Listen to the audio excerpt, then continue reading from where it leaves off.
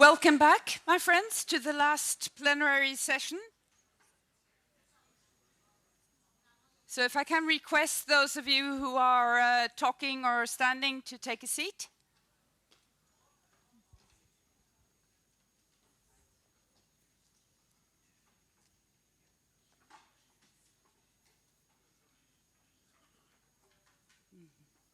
So we've come to the point in the program where we're going to reflect a bit about what have we heard, what have we learned, what do we do with it? Because the major goal, of course, is not for this to be a great happening in Stockholm. The major goal is that this is to make a change when you come home, that you've been inspired, that you've learned something new that you want to share with your colleagues, with the teachers, with students. Good, Marlies has. And I've been hearing this buzz around the building here, in the different workshops, in the round tables, that there's a lot of engagement, and some of you have been so engaged that you've completely forgot about Nordic time, which meant you didn't want to leave the room. And that's a good thing.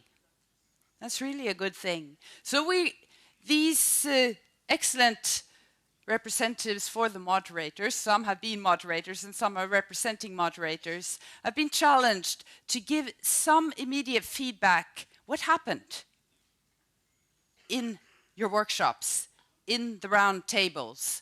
It's not supposed to be the formal report. That will be written down and will be published, so you'll get all the priorities and all the experiences. So if your experience isn't reflected here, it will come in the report, but it's still yours. You own your own experiences and you are to act on them. But David, yes, what have you heard? What have you experienced? What happened? What did they agree on or disagree on? Well, we had three different roundtables in our workshop. Let's start with the toughest, I think, has to do with partnerships, where we recognize both the absolute need for them, but the fact that if you don't create them organically, they're not something that can be imposed from the top. So there was a long discussion about not recreating the wheel and figuring out who is it that has the best wherewithal to play the important role at what level. So for that particular roundtable, they came up with 3 recommendations on establishing partnerships. One was empower members to engage or build coalitions at local and national level, bringing together multiple stakeholders. And that means stakeholders that you might not have thought about, but by assessing the local level, by mapping out who the different players are, you can start to build a coalition with those. And that it's not just enough to do it at the national level, that we need, because of the issue of education of refugees, we need to be thinking across countries, so that the partnerships should also engage and develop across countries that share common challenges. And we talked about the countries where they were coming through, as well as sort of destination countries, that there needs to be a sharing of experiences and practices in all of those countries and actors. And we need to bring together the resources of both parents and students organizations, teachers and teachers unions, to strengthen collective actions vis-a-vis local and state authority. So it needs to also make sense in a certain jurisdiction with what's happening in terms of the authorities, of actions that the government's taking on, or law. So that was the first sort of roundtable. The second roundtable had to do with the Sustainable Development Goals that a few of you probably heard about. And we were thinking, there was a long conversation about, so there's sort of 2 sections. One had to do with the SDGs and education for refugees, and one had to do with how to influence the UNHCR's Global Compact on refugees that was mentioned yesterday. On the SDGs section, we still need to do a better job about making the SDGs known. It still is not penetrating enough. It still becomes too much policy speak.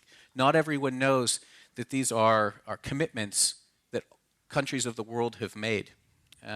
So making them known, ensuring that their customization, making sure that the union plans, the national plans, policies, and legislation articulate across. Put pressure on governments try to hold governments. We as teachers hear about accountability a lot, so this is an opportunity for us to talk about government accountability, making sure that we're putting pressure on governments, international community through targeted advocacy. They identified sort of main areas, education financing being sort of the one really important but yet missing piece in the SDGs. Investment particularly in teachers, on the teacher target, in terms of recruitment, continuous professional development, remuneration issues, and this issue of recognition of qualifications of refugee teachers that are coming from other jurisdictions and are finding all sorts of barriers in terms of their ability to help address the educational needs of populations, but they have these barriers of qualifications. And then in terms of how to influence UNHCR's Global Compact, that unions and EI should participate in national, regional, and global consultations, which are being set up, supported through research, empirical evidence, with strengthened sustainable partnerships. And to EI, delineate where international partnerships and relationships already exist. We had UNHCR, IAEP, UNESCO, a number of here, and we have partnerships with them, but also with UNHCR, specifically on the topic of refugees, but make an explicit timeline available to know when and where different opportunities and moments are in that calendar that we want people to take action. And the last one had to do with this sort of new platform that we are exploring the possibility of creating around really creating sort of resources for teachers themselves using ICTs and others. And so we were talking about there is a need for a virtual online network that could enhance the professionalism of teachers by providing opportunities for them to extend their professional knowledge and develop their skills by linking and sharing, but that it should be established on a safe, secure, and non-commercial basis. And it should be multilingual. It can't just be an English-only platform. But it should be building on the strengths of the trade unions, that it should enhance the engagements of teachers, that it should be flexible enough to accommodate different needs and interests of teachers in different circumstances. So if particular teachers that are looking for resources about teaching newly arrived populations, refugees, what have others had? This also links back to this idea about sharing experiences. And it should also not recreate the wheel. We have EI affiliates that have created the Share My Lesson platform. That's in a number of countries that AFT has created. We have the General Teaching Council of Scotland that has developed a lot of resources. So we need to build on what's there. We don't need to recreate the wheel. We just need to be able to connect the spokes in a way that there's a node that they can be connected and articulated in a good way. And that they've also talked about the potential of a global teacher's passport, which would, in a way, help create sort of a portable record for teachers, that their skills, their interests, their knowledge, their professional achievements, the things that they can take with them, that there would be some sort of international recognition of that, particularly for teachers who cross borders, that could be part of the skills and experience that gets recognized and becomes part of their identity when we're going elsewhere to teach. So those were the main takeaways from our 3 roundtables. Great, because that was the the workshop that you moderated and the workshop that Petra moderated, was it? I think you have Petras. You have Petras. I'm getting confused here, but I'm allowed to do that at the end of the conference. So we'll move on to you, Liva. You've been very nice to step in for Philippa? Yeah, for Philippa. Oh, I got it right this time. Yeah. Great, and Liva is from the European Students' Union. What did you experience? So our discussion was around achieving the right to quality education, so probably the most demanding discussion among all, if I may say. So we had 4 roundtables here, and in total we have 13 recommendations. So I will not go into all of them, but you're more than welcome to take a look at the report and see what were the main points of the discussion. So I will try to cover the main ones. So the first roundtable was about the role of national school systems and how they should work in order to provide this access. So the first recommendation is actually a very basic notion that unfortunately not is basic for everybody in this world. So it's that education is a human right and should be provided to all children for free by governments. Again, addressing governments here. and that private actors, if they're playing any role in this, that they should be strictly regulated in this process. Also, refugees should have information about the education system, so in a very accessible way, both in the transit countries and the host countries. The second roundtable was about opening doors to further and higher education, as we want to address all of the levels of education here. And first recommendation is to trust the professionals and give the teachers that mandate to assess prior learning. So this is a lot about trust and autonomy within the education systems that should be given to them. Also, we addressed e-learning as the digitalization is used as one of the tools how to increase access. Although, if not done correctly and not supported entirely through, then it could be also an obstacle. So the recommendation goes as follows. So regarding e-learning, make sure that here is skilled support, technical and content-wise, and an infrastructure that works. So that's very crucial in order to ensure access to learning process. Then the roundtable 3 addressed what measures should be taken to address the disadvantaged groups, and so they can be included in higher education and education in total at large. So one of the recommendations was to provide holistic physical, psychosocial, and academic assessment at the earliest opportunity possible, with corresponding individual education plans and appropriate support. Therefore, also ensuring that people can access their social and economic rights. So that's really important. The support in the school systems must be addressed in a very high manner. Also, the discussion was around how to specially support girls in the education system and address this issue. And also, the last discussion was on preventing young people going astray. So how to prevent school dropouts and how to prevent young people joining extremist movements that are preventing our societies to live peacefully. And here again, we talked about active citizenship and active global citizenship and how it should be embedded throughout the curriculum in a very student-centered and practice-based approach.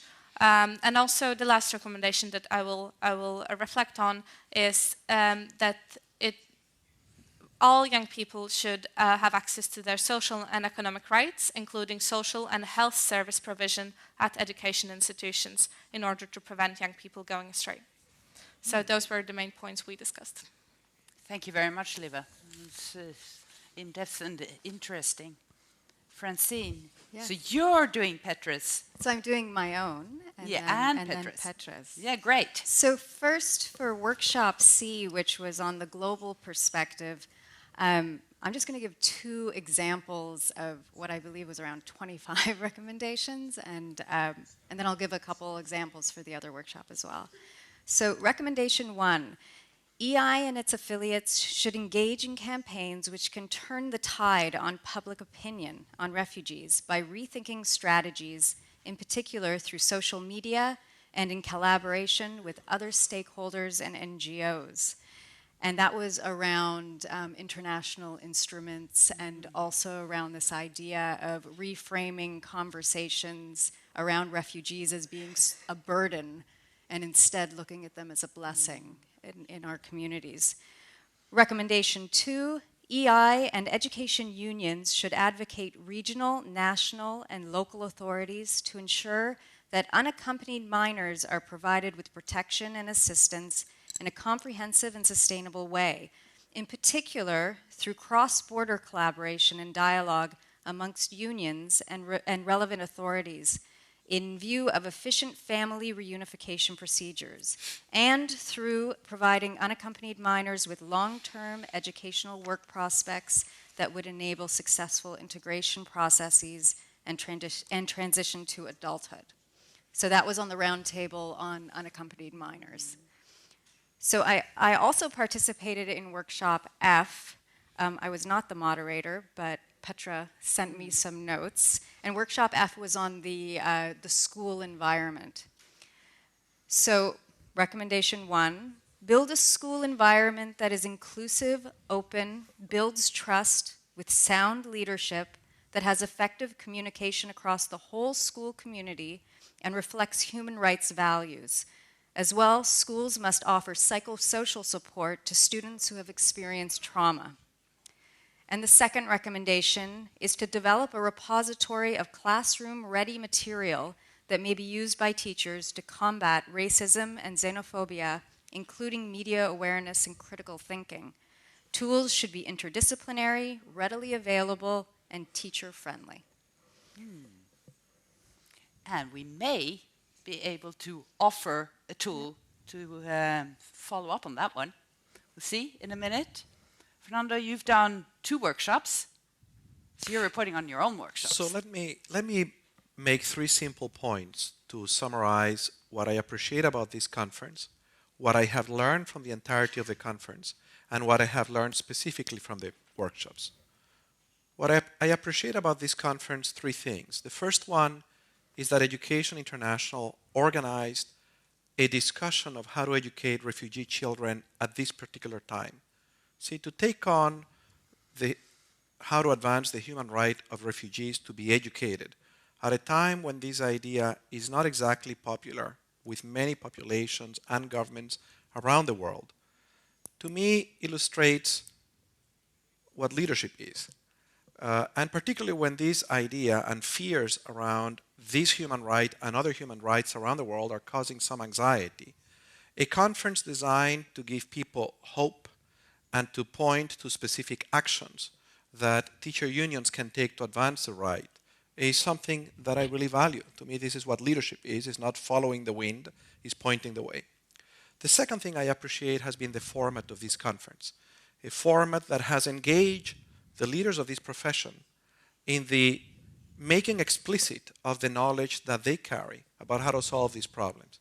In tackling this very difficult challenge of educating refugee children, I've been in many fora where people say, well, research is inconclusive, there is a lot we don't know.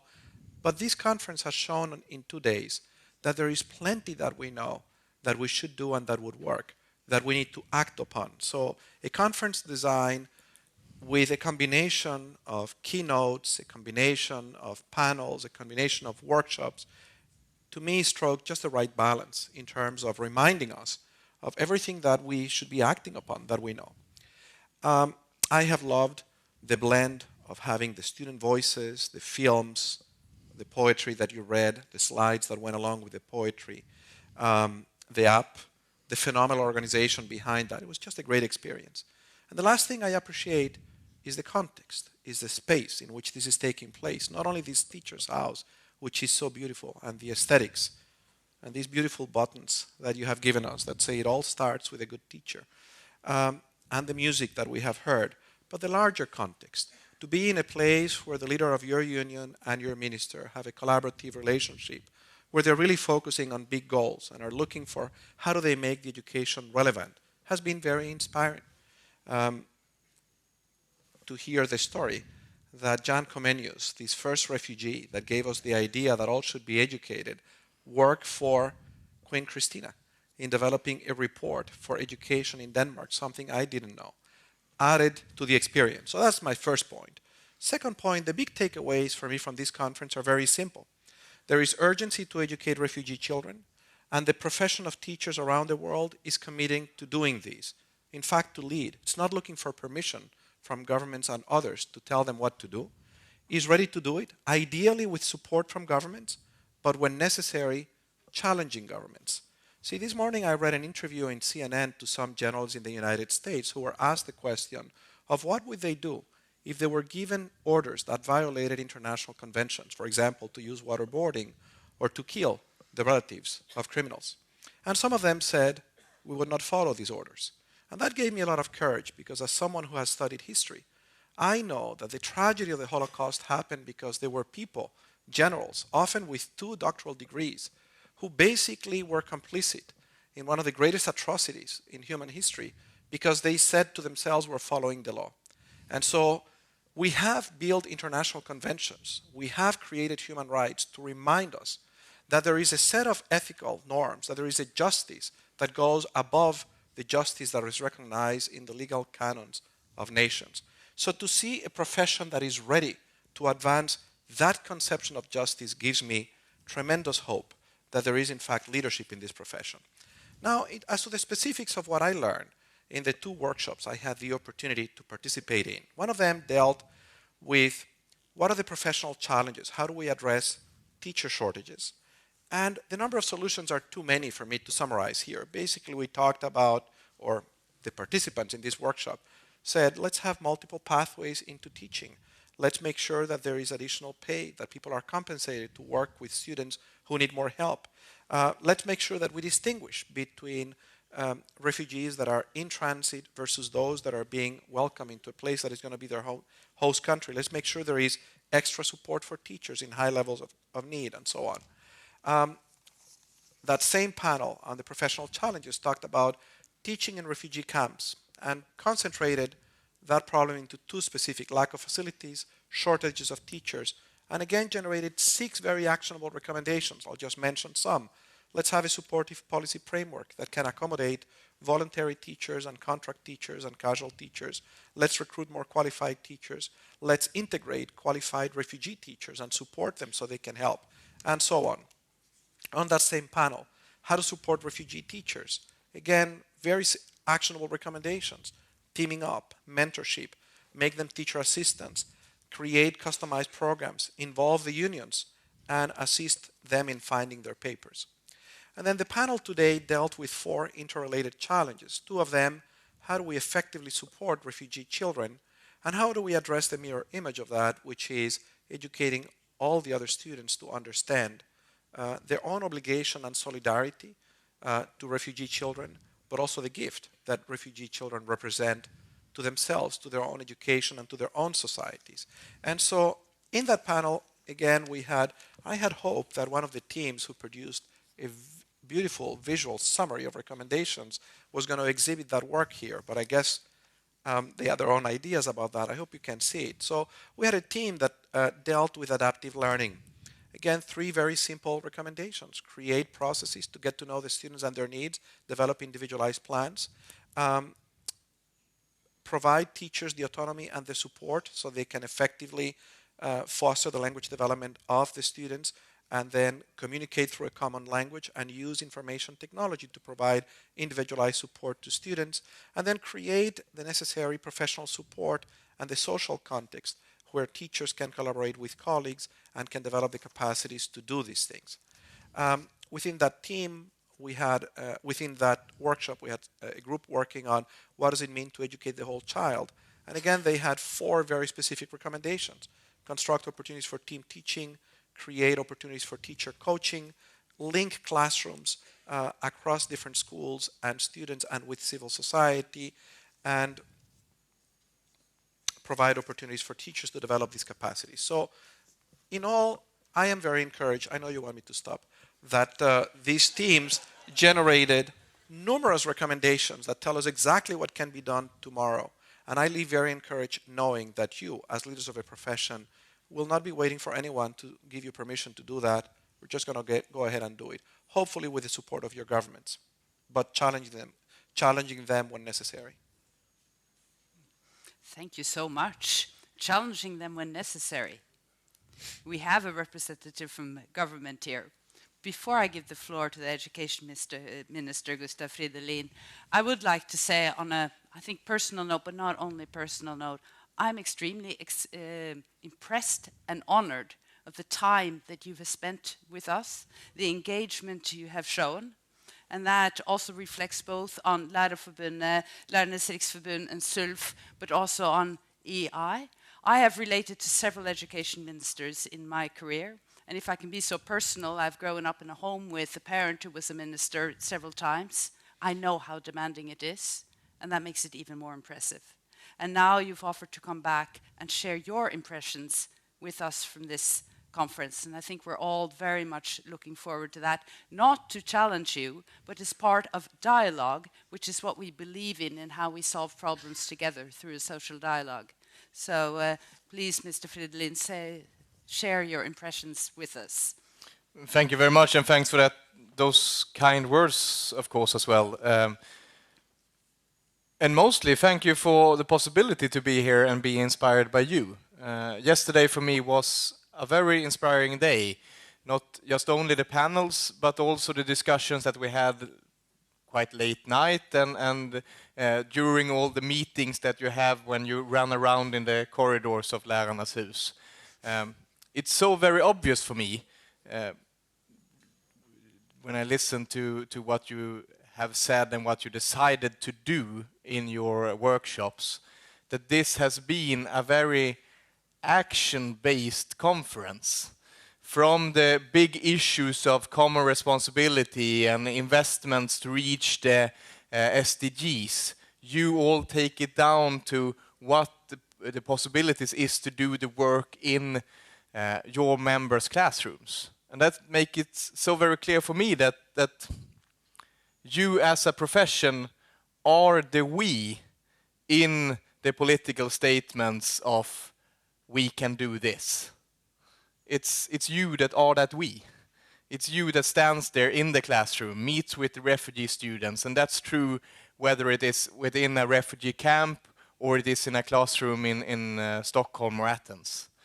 In that classroom, you are the possibility for those students to actually fulfill their dreams or start a new life or make their way from war and oppression.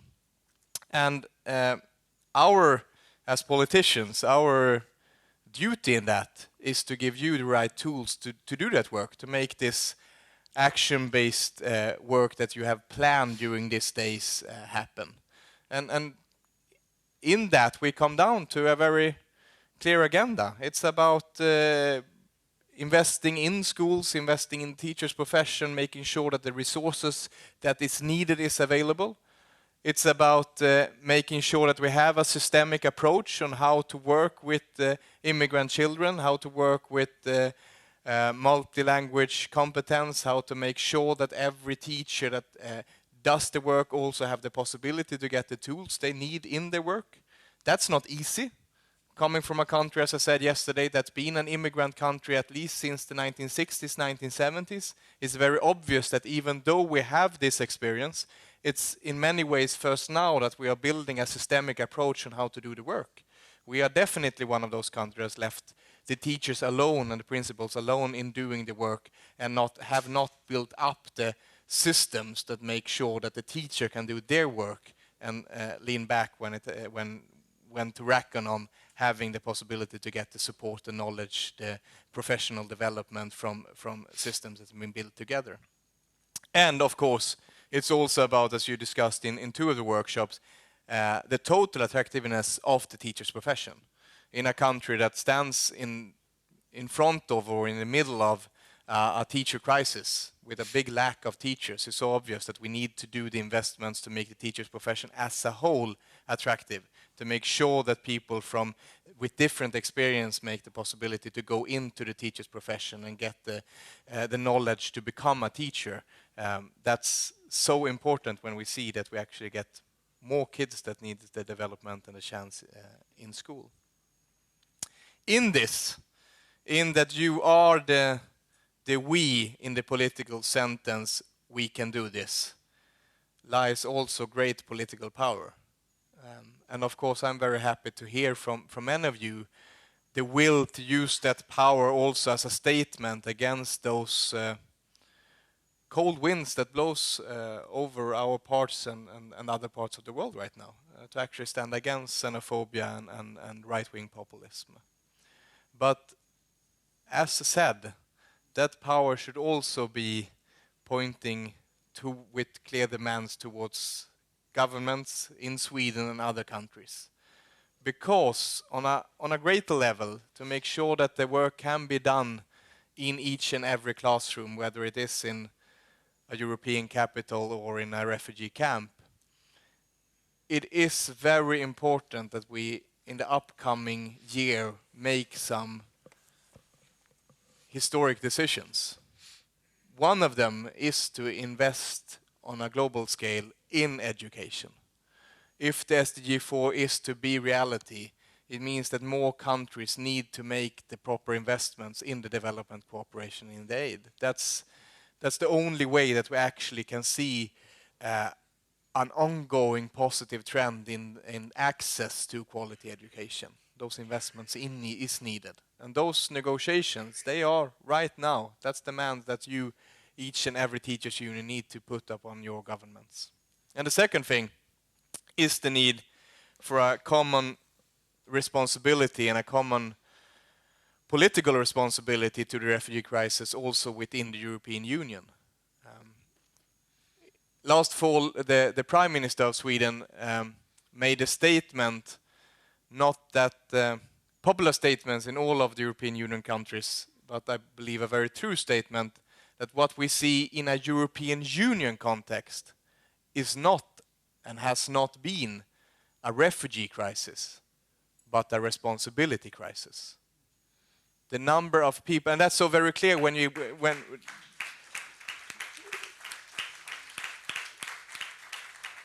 that's so very clear when we hear about the countries that do the largest work, and really salute you for the work that is done in the countries neighboring of the horrific war of Syria and the growing conflicts elsewhere.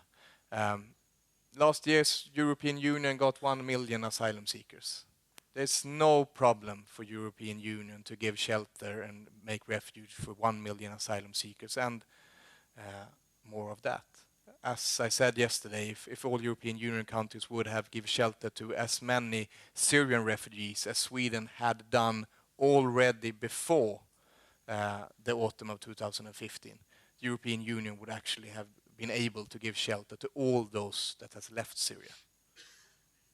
And Sweden did never feel the situation of crisis before the autumn of 2015. It was the uneven shared responsibility, the lack of common responsibility, that created the refugee crisis within the European Union. And it's now that our politicians sit down and discuss the regulations for a common asylum policy and a shared responsibility between the European Union countries. So it is now that those decisions will make it either possible for the European Union to be a positive factor helping people fleeing the war in Syria and elsewhere, or become that fortress that its critics always have called it to be. Those decisions are made right now. So I'm very inspired of being at this conference. I'm very inspired of the action-based approach to the teacher's profession that you have shown here. I know that you do a tremendously important work in each and every classroom. And I know that from that also grows political demands and political power. And I surely hope that you use that power both against the xenophobic winds of our time, but also with clear demands towards your political leaders. And I know that the unions in Sweden will do that towards me, and that I'm very happy for.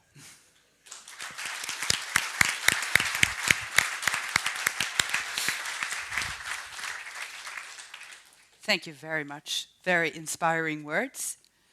I'm going to be very brief now, but I was supposed to tell you about EI's policies and strategies and tools, but you know that would be a 3-hour speech.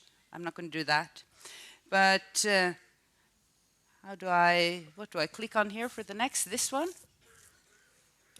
I sort of thought I knew how to do this to get it start. There. I'm good. It's the end of the day. You may have, you guys, picked up this brochure outside here that looks like the PowerPoint here. It says Realizing the Rights of Migrants and Refugees. That is Education International's strategy to implement the policies that have already been adopted at our World Congress, and it was adopted and developed by our executive board about a year ago. So we've had a year to work on implementing it, and it has 3 objectives. It has to advocate for the right to education for all migrant and refugee children, youth and adults. And I think we've spoken a lot about that here at this conference. It has to defend and promote the right to teach of migrant and refugee teachers, academics, researchers and education support personnel. We've touched on that here too, and I think in some of the workshops you discussed it in depth. I think it's important that this is followed up both at national and cross-national level, that we actually use the potential of individuals that are there. And it has to do with content. And that is when you also get into the more overarching policy areas. Promote education that respects diversity for open, democratic, multicultural and inclusive societies. And that's when I always say, you know, we say the SDGs, like David was saying. SDG, and we go 4-7, 4-7, 4-7. You know, check out what 4-7 is. That's what defines what quality education is. That's what gives the broad definition. That's what talks about the intercultural dimension. That's what talks about peace, democracy, tolerance. 4-7. Yes. To be able to do this, I'm not going to go through all the tools we have, but some of you will have seen that on the outside here, we've had this little poster that's looked like this, that says Education for Refugees on the top of the page.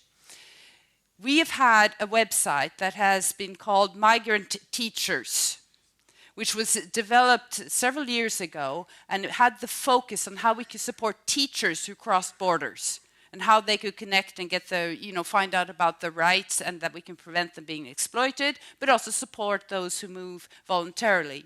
We have now expanded that website, and it's got the name Education for Refugees, but you can also use Migrant Teachers, as it used to, the old name, because it has a dual purpose.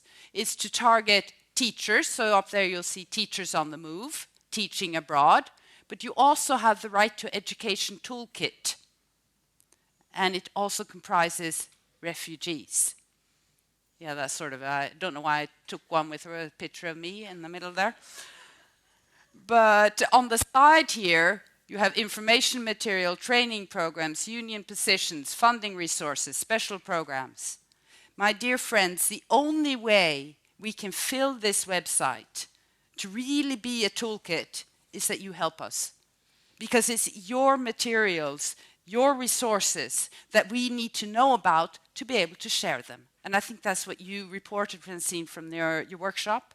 So we really need your help, that you send us stuff, and we'll post it. We will also post materials from this conference connected to that website. The app that sometimes I know it's been difficult to access here because we've been so many doing so much on the net that it wasn't space for all of us. But the app will be alive for another month. So you can still go in there. You can give your feedback on the conference there. You can reference materials. Or you can send them directly to us. And we'll figure out what is appropriate in the conference report, what should go directly on the website as resources, where and how do we share it. We are also doing on-the-ground projects. We have colleagues from the Open Society Foundation here who we are partnering with, both on a two-level project. We call them two different projects. One is community-based, is about, you know, how can we make a difference and support education of refugee children on the ground in communities. 14 different projects. But we also have the country-level projects where we're looking at the unions. How can education unions make a difference and supporting them? We are also doing case studies on countries. So we are working on quite a bit. And I hope that we will be able to support you and inspire you also after this conference is over. But you guys have also made some pledges. You've actually, many of you, ended up, even though I kept bickering at you, you went to the pledging booth.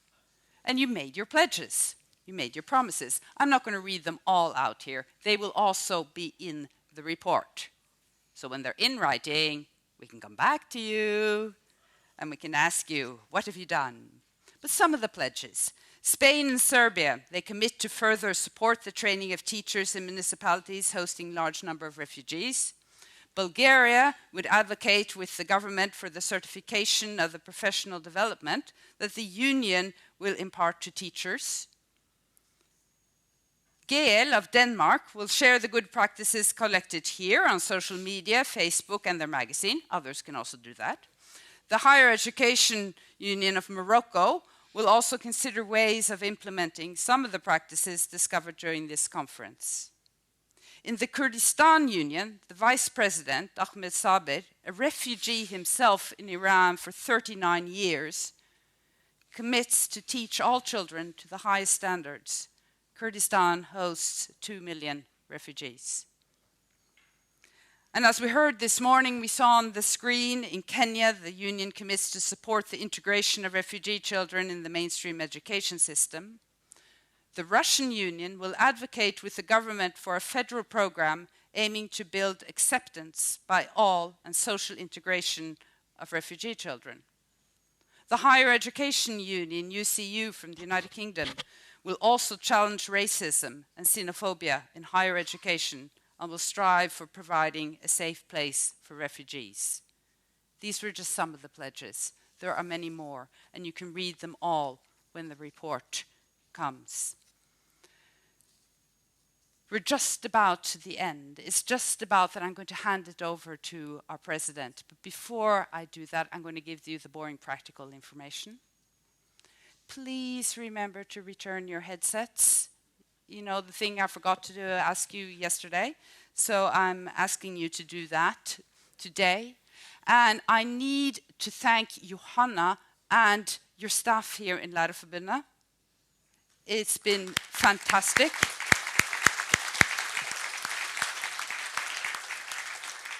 And also, of course, the staff at the conference center, who I see is integrated in the Lærerforbundet staff. And, of course, the Education International staff that have worked in close cooperation, many of them here, but also those who are not here, but who have supported at home from Brussels. The interpreters, which has made it possible for us to work in 2 very different languages. And of course, all of you participants, because an interactive conference like this cannot work if you do not work. You cannot merely be an audience. You have to take part and you have to work very hard. I also want to tell you that those of you who have signed up for school visits tomorrow, will depart from the hotel lobby at 8 a.m. This is hard work. 8 a.m. tomorrow, and you will be brought back to the hotel by midday. Then, I think that's just about it. One last thing I just remembered. Some people asked about the video that Johanna showed. That video has been produced, the English version, for this conference. But I believe there's a Swedish version that you can find by going to the Facebook page of Lærerforbundet. And we will also get the English version that we will make sure that those who want to access it will have it. But then, Susan, the floor is yours to close this, I hope, wonderful conference.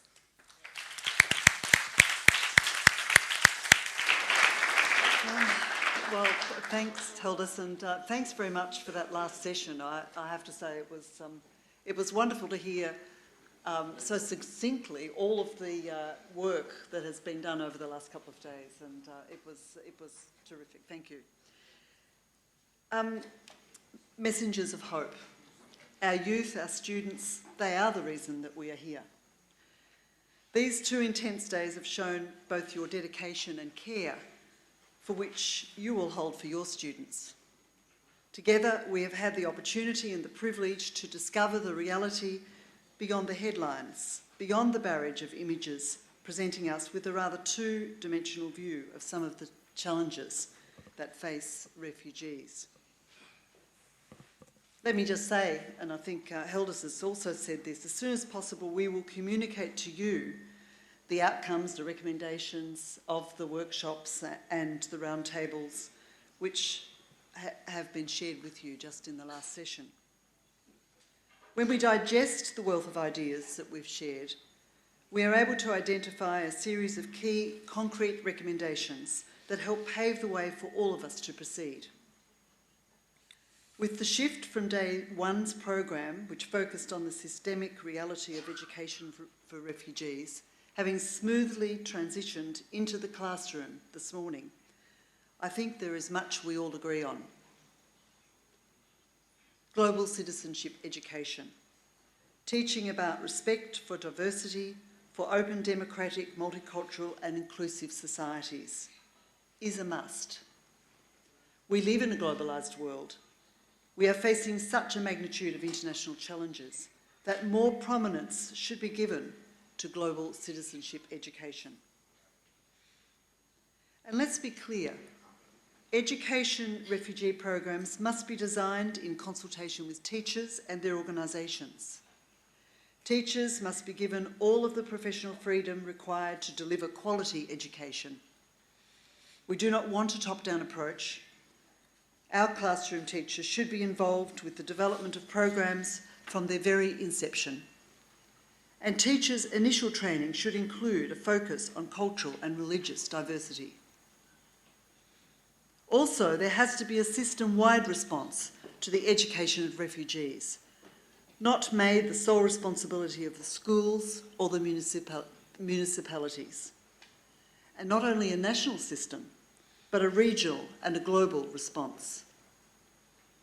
Although the focus of this conference was aimed at addressing the refugee situation stemming from conflict in the Middle East, it is evident that challenges exist all over the world, which is why we think that it is imperative that we broaden our scope beyond the borders of the Mediterranean countries, Europe and the Americas, to acknowledge massive migrations of people in parts of Asia, Africa and Latin America.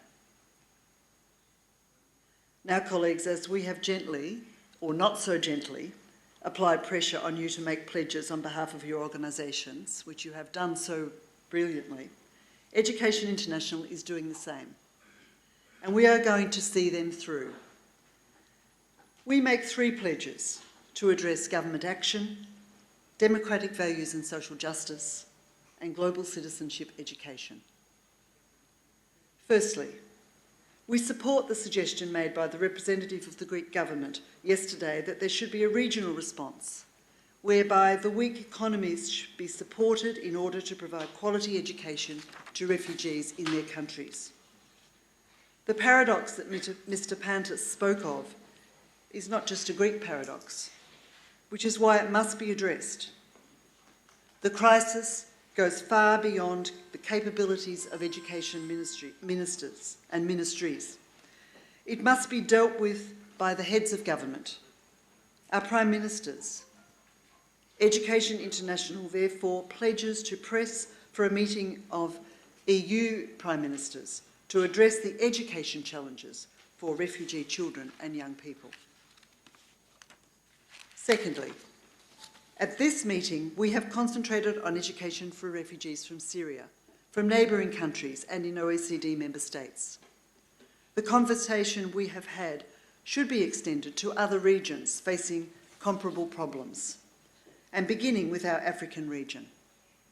Some African colleagues have taken part in this conference, and I want to assure them that the refugee education will remain high on Education International's agenda, and we will pay all of the necessary attention to our African affiliates.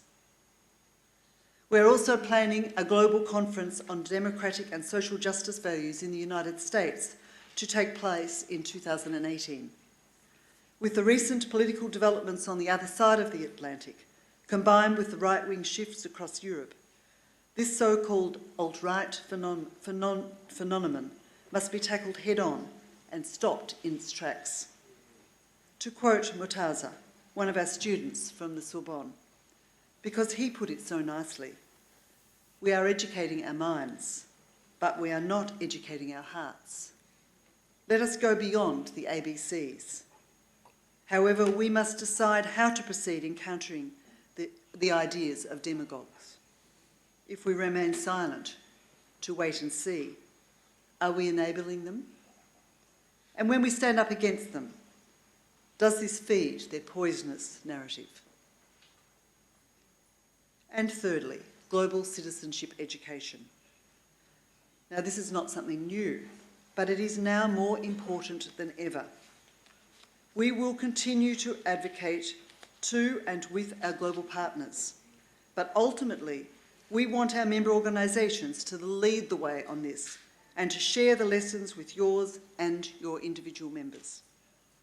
The talk of global citizens cannot only exist in discussions during conferences like this one, but must be implemented to actually nurture future generations of global citizens. So we ask you, members of Education International, to inform your members by making space in your publications and online communications to promote the very actions being carried out around the world. So there you have it, 3 pledges, 3 concrete actions that we are going to implement. Colleagues, I think that we can all leave here knowing that not all in the world is bad, that despite the current global tide of division and fear washing over too many democracies, there remains a great positive spirit, one that will continue long after the waters have receded. We have learnt from all of you that the commitment to build inclusive societies cannot be broken, and I think we can all agree that the foundation of open, welcoming and inclusive societies begins in our classrooms. And finally, let me just join with Heldis to thank you all for your participation. I agree with Fernando about the success of the format of this program, but I think it worked so well because of your participation, because of your willingness to share your ideas, your experiences, your practices, and to determine ways forward. So thank you all for a wonderful conference, and I wish you safe travels. Thank you.